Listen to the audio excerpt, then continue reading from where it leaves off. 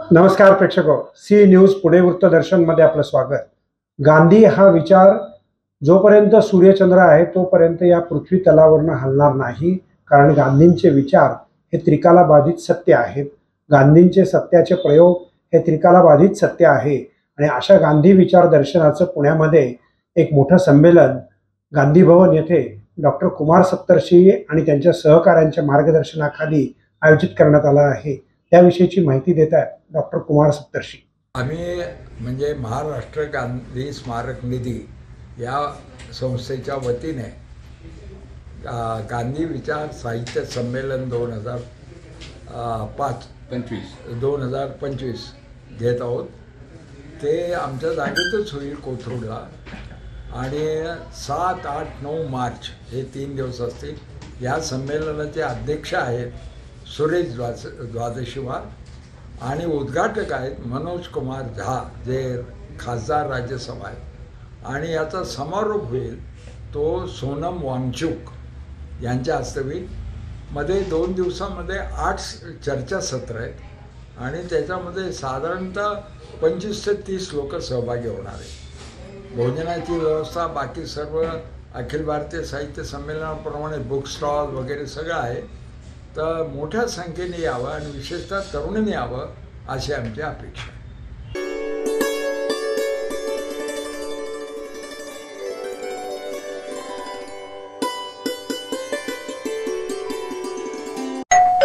अहो उठा ना, ऑफिसला नाही का जायचं? अगं मला आज फ्रेशच वाटत नाही, काही करायची इच्छाच नाही. अहो मग तुम्ही आजपासूनच न्यू युनायटेड फार्मसीचे गुड मॉर्निंग चूर्ण घेणं सुरू करा. अपचन, मलावरोध, बद्धकोष्ठ, आम्लपित्त आणि पोटाच्या तक्रारींवर खात्रीशीर आयुर्वेदिक उपाय. गुड मॉर्निंग चूर्ण.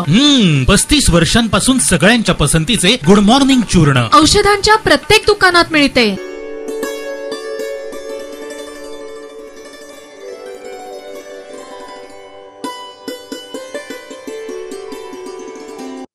पुण्यामध्ये अनेक प्रदर्शनं भरली जातात.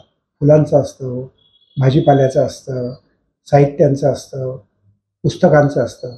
पण मौखिक आरोग्याचं दंत प्रदर्शन पुणे शहरामध्ये बालगंधर्वमध्ये आहे आणि त्याकरता आपण निश्चित त्याला भेट दिली पाहिजे. जाऊयात आपण बालगंधर्वला.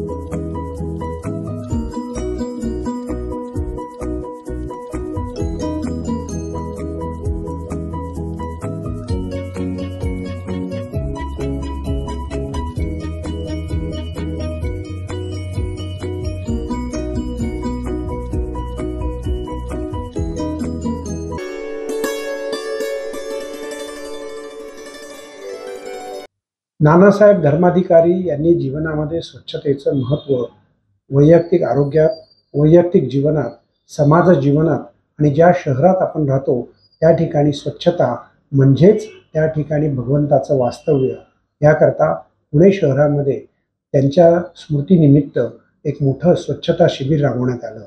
त्याकरता पुणे महापालिकेने सुद्धा त्यांचे आभार मानले. डॉक्टर नानासाहेब धर्माधिकारी प्रतिष्ठानतर्फे ही स्वच्छता मोहीम सर्व महाराष्ट्रभर राबवण्यात येत आहे. याच्यासाठी सर्व मार्गदर्शक डॉक्टर अप्पासाहेब धर्माधिकारी आणि डॉक्टर सचिनदादा धर्माधिकारी आहेत. पद्मश्री अप्पासाहेब धर्माधिकारी आणि हे स्वतः महाराष्ट्र शासनाचे स्वच्छता दूत आहेत. या स्वच्छतेचं महत्त्व अख्ख्या जगभर करण्यासाठी तसेच नागरिकांमध्ये स्वच्छतेची जागृती होण्यासाठी हे आपण अभियान करत आहोत. आता हे अभियान आम्ही पोलीस वसाहत स्वारगेटमध्ये करत आहोत. या स्वच्छतेचं महत्त्व समाजाला पटलं तर सर्व महाराष्ट्रभर, सर्व जगभर ही स्वच्छता नांदेल, तसेच सर्व रोगराईचा पण नाश होईल. त्यासाठी आम्ही कार्य करत आहोत.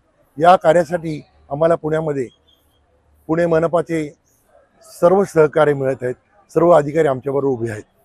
डॉक्टर अप्पासाहेब धर्माधिकारी आणि डॉक्टर सचिनदादा धर्माधिकारी यांनी सांगितले की अज्ञान मूलहरणम, सर्व समाजामध्ये अज्ञान गेलं पाहिजे, तसेच सर्व समाजामध्ये अंधश्रद्धा निर्मूलन झालं पाहिजे आणि सर्व समाजामध्ये स्वच्छतेची जागृती झाली पाहिजे. स्वच्छतेची जागृती झाली तर करोनासारखे रोग किंवा बाकीचे संसर्गजन्य रोग होणार नाही. त्यासाठी हे कार्य चालू आहे.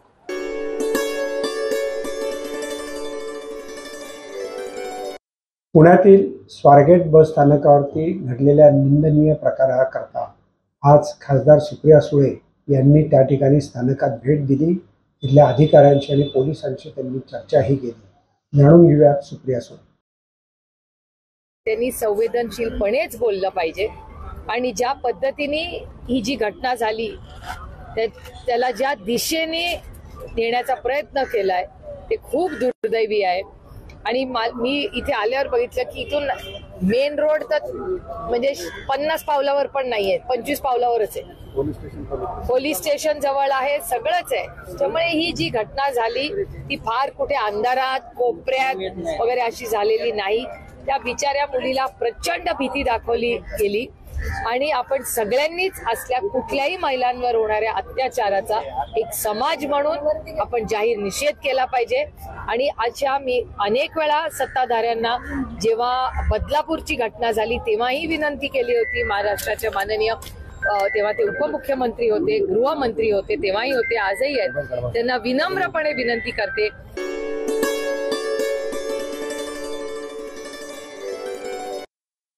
नमस्कार प्रेक्षक, सी न्यूज पुणे वृत्तदर्शनमधून संपादक डॉक्टर शैलेश गुजर. पुणे शहर हे सुरक्षित आहे का असा प्रश्न आता पुणे शहरातल्या निवासी लोकांना तर आहेच, पण जगातल्याही इतर लोकांना पुणे शहरातल्या विविध बातम्या बघून पुणे शहराच्या सुरक्षेविषयी गंभीर चिंता आहे. एकमेकांशी बोलताना सर्वप्रथम पुणे शहराच्या सुरक्षेची चर्चा होत असते. विद्यार्थी शिक्षणाकरता पुण्यात येतात, IT कंपन्याकरता वेगवेगळ्या राज्यातून पुण्यात लोक येतात. त्याचप्रमाणे विविध राज्यातले गुन्हेगारही पुण्यात येतात आणि पुण्यातले गुन्हेगार त्या ठिकाणी वेगवेगळ्या राज्यातही जातात आणि ते शहरात सुद्धा फिरत असतात. असे हे गुन्हेगार कोयता गँग असेल, स्त्रियांवरती अत्याचार करणारे असतील, स्त्रियांवरती हल्ला करणारे असतील, एकतर्फी प्रेमाचे असतील, उसने पैसे देण्याचे असेल, कौटुंबिक वादाचे विषय असतील, याकरता आता वयवर्ष 17 ते 30 या वयोगटातली लोक अतिशय ॲग्रेसिव्ह झालेली आपल्याला दिसून येतात. पण हे का घडतात? मोबाईलमुळे घडतं, TV मुळे घडतं, आहारामुळे घडतं, संस्कार नसल्यामुळे घडतं का शिक्षणाचा अभाव? म्हणून पुणे शहर हे आता सुरक्षित आहे का असा प्रश्न सर्वांच्या मनात येतो. तथापि पुण्यातला गुन्हेगारीचा रेशो हा 4% जास्त आहे असं आमचं वैयक्तिक मत आहे. जगामध्ये 2% कमी गुन्हेगारीचा दर ज्या ठिकाणी आहे ते सुरक्षित समजण्याचा प्रघात आहे, पण तो पुण्यानं कधीच मोडला. तेव्हा आता आपणच सुरक्षेकरता काय करता येईल याचा विचार करायला पाहिजे. योग्य ते लोक आपण निवडून दिले पाहिजेत, गुन्हेगारांना राजकारणामध्ये आपण जे निवडून देतो, होय पुणे शहरामध्ये अनेक गुन्हेगार निवडून आलेले आहेत, त्यांचाही विचार या पुढच्या काळात आपल्याला करावा लागेल. पाहत रहा सी न्यूज पुणे वृत्तदर्शन.